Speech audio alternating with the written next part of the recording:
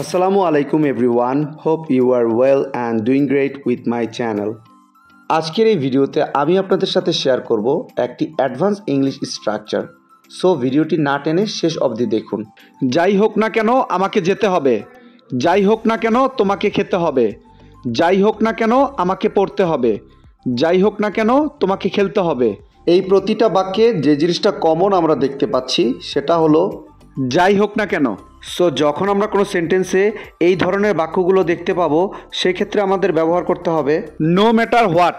এই টাইপের বাক্যগুলোকে ইংলিশে বলতে হলে সেন্টেন্স স্ট্রাকচারটি হবে no matter what plus sentence.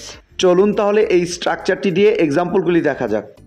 যাই হোক না কেন আমাকে যেতে হবে, no matter what I have to go, no matter what I have to go.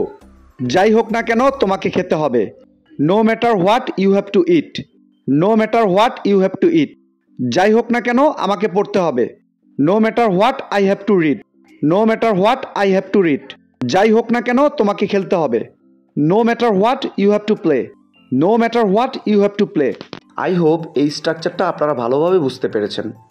Now it's your turn. যাই হোক না কেন আমাদের শিখতে হবে, যাই হোক না কেন আমাদের শিখতে হবে। এই বাক্যটি ইংলিশে কী হবে আপনারা কমেন্টে লিখে জানাবেন।